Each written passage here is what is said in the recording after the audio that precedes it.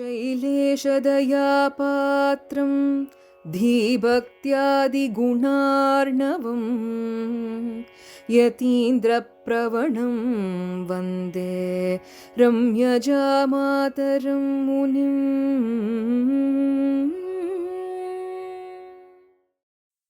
Srimathae Raamanujaya Namaha, Srimad.Varamunaye Namaha, Shri Baladhanvi Gurave Namaha. Namaskaram one and all, and Adiyan is so happy to be connecting with you all after a little break through our Shri Shabdham episodes. Hope you're enjoying the comparisons of Emperuman and different day-to-day objects. And in this series, the previous episode ended with comparing Emperuman with elephant. Today, we are diving deep into the fascinating comparison between Emperuman, Sriman Narayanan, and the lion, the king of the jungle.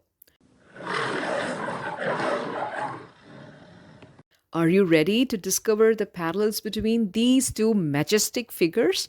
If so, let's get started. The first comparison is the King of Kings. Emperuman is hailed as the supreme ruler, Rajadi Raja of the entire cosmos, akin to the authority commanded by a lion in the forest. Earth is ruled by kings, and in turn, those kings are ruled by Emperuman. There are multiple references across Alvar's Pasurams where Emperuman is referred as king. We will just see a couple of them by our favorite Andal Nachiyar. Referring to Tiruppavai Pasuram number 22, Anganma Nyalatarasar Abhimana Bangamai Vandinin Pallikattirkir, we witness the surrender of mighty kings who fall into two distinct categories. Firstly, there are those swollen with ego exemplified by kings like Poundarakan of Kashi, who arrogantly believed the entire universe belonged to him and challenged even Krishna himself, only to ultimately surrender their kingdoms and pride to Emperuman. Secondly, there are kings who are naturally inclined towards Emperuman, devoid of ego or pride, such as Kulasekara Alvar, Kooratalvan, and Thirumangai Alvar. Their humble devotion showcases Emperuman's unparalleled supremacy. Similarly, Andal in her Nachiyar Tirumozhi, she says, Emperuman is the one who is the master. He rules as the master of both this earth, which is surrounded by ocean agitating with waves, and also the Paramapadam, Pongodam Soornda Bhuvaniyum Vinnulahum. And how does he rule? Angodam Sorame, which means without any shortcomings. He is capable of ruling with his ceremonial royal staff, and that's what we call Sengoludayat Thiruvarangat Chelvanar, and is lying in Srirangam, which is called as Koyal or the temple. So, this clearly says that Emperuman is indeed the Rajadi Raja who rules both this material world and also the spiritual world. Now, let's move on to the second comparison. Just as lions freely roam vast forests, Emperuman traverses the expansive Upanishads like Brihadaranyakam. Brihadaranyaka literally in Sanskrit translates to the great wilderness or forest. It is one of the oldest, profound, principal and most important Upanishads where Emperuman's glory of omniscience, omnipresence and omnipotence resounds. Let's move on to the third comparison. Lions seek refuge in caves for rest, isn't it? Similarly, Emperuman also finds solace with Pirati atop Adiseshan in mountains like Tirumalai, Thirumalirunjolai and Hastagiri, which is Kanchipuram. Thirumangai Alvar beautifully captures this analogy in Periya Thirumadal, where he says, Tennan Uyar Purpum Deiva Vadamalayum Yennum Ilaye Mulaya. This verse talks about two peaks. The Tennan Uyar Purpum is Thirumalirunjolai, located near Madurai, and Vadamalai is Thiruvengadammalai, which is Tirupati. So these two towering peaks of Thirumal Irunjolai and Thiruvengadammalai are likened to Bhumi Piratis, that is, Mother Earth's bosoms, exquisitely adorned with fitting form. Despite the grandeur of mountains like Meru and Himalayas, Emperuman has chosen these two peaks as his permanent abode, and hence they are referred to as Piratis' bosoms. Thirumalarunjolai, ardently climbed by the Chera, Chola, and Pandya kings, and Thiruvengadammalai, known for its simplicity and accessibility even to worldly beings like samsaris and animals, are identified as divine abodes of Emperuman. Valmiki Bhagavan in Sri Ramayanam likened Chitrakoota mountain to Thirumalarunjolai, underscoring its beauty and significance as Bhumi Pirati's bosoms, where even Sri Rama finds solace. Thus, the divine form of Bhumi Pirati is gracefully reflected in these two mountains. This same concept is what is echoed in Tirupavai's Thaniyan, where we hear Neela Tungas Thanagiri Thati. And so these mountains are the places where Emperuman traverses and also takes rest, like how the lions take refuge in caves of these mountains. Now let's move on to our fourth comparison.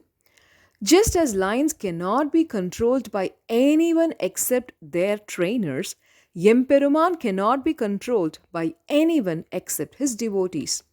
Swami Nammalvar beautifully encapsulates this phenomenon in a decade called Pattudai Adiyavar Kiliyavar, which comes in Thiruvaimozhi 1.3. The statement is, Pattudai Adiyavarkku Eliyavan Pirarhalukku Ariya Vittagan. This verse highlights that Emperuman readily approaches those with devotion. Pattudai Adiyavar means those who have devotion, and for all of those type of people, he is so approachable and he is so simple. On the other hand, Pirarhalukku Ariya Vittagan, he remains difficult to reach for those who lack that devotion. The beauty is, he doesn't even expect Parama Bhakti, that is, supreme state of devotion, similar to the state of Arvas from us. All he expects is very simple, basic desire. Even the mere act of not obstructing Emperuman's mercy is all that he expects.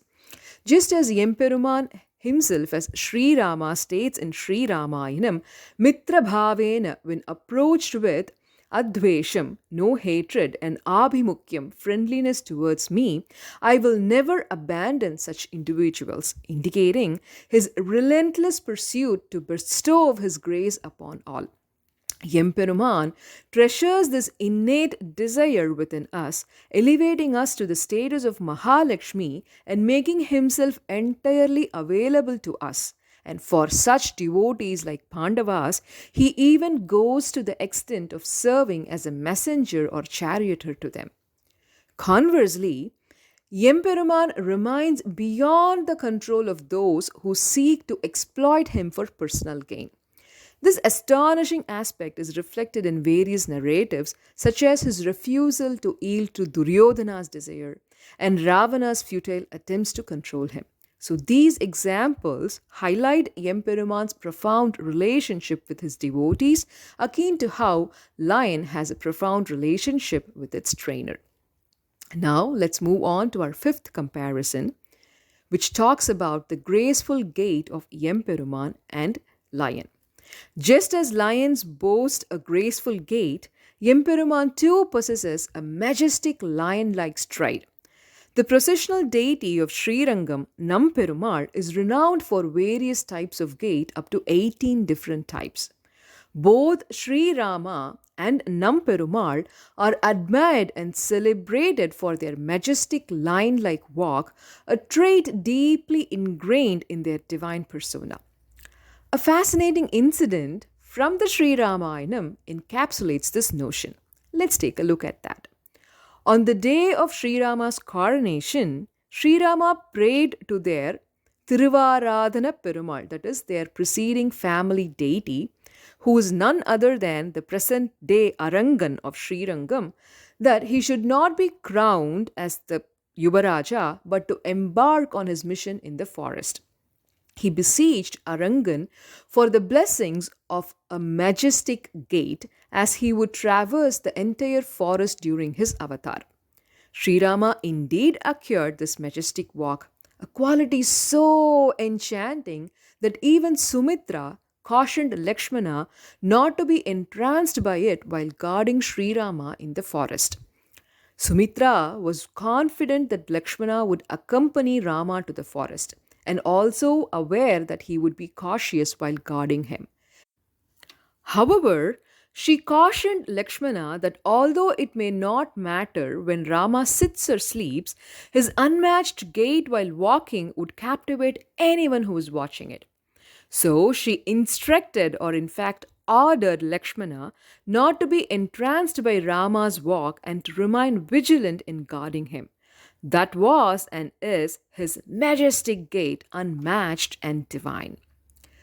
Now let's move on to our sixth comparison, the final one. Lions effortlessly overpower rogue elephants. Similarly, Emperuman, through his numerous avatars, has demonstrated his ability to effortlessly vanquish disruptive beings such as Rakshasas, Asuras, or humans like Hiranyaksha, Hiranyakashipu, Ravana, and Kamsa, among others.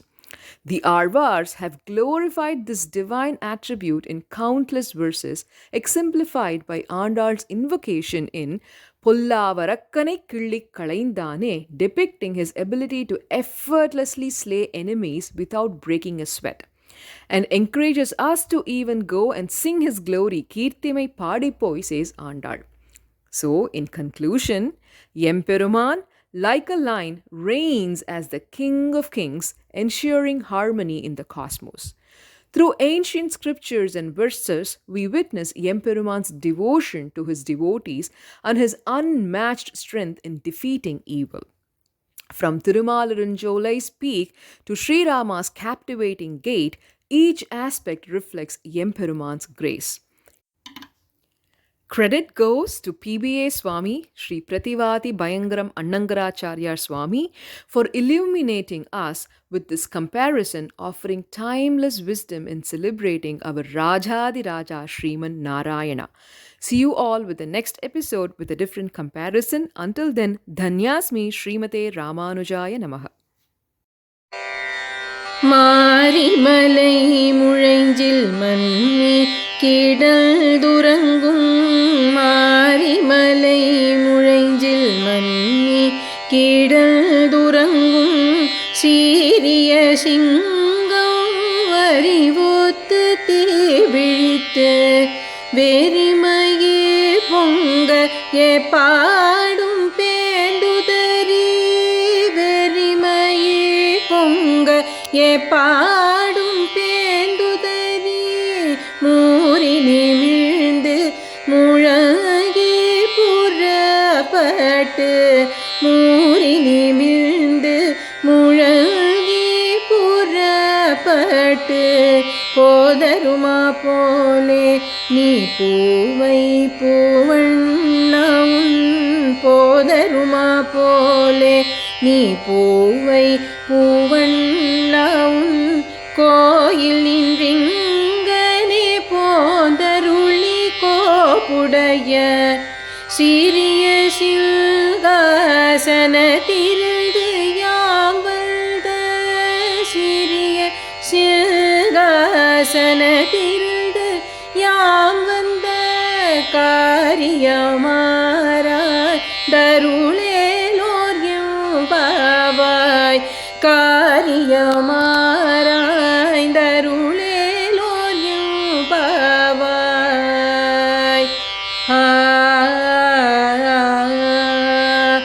Andal திருவடிகளே சரணம்.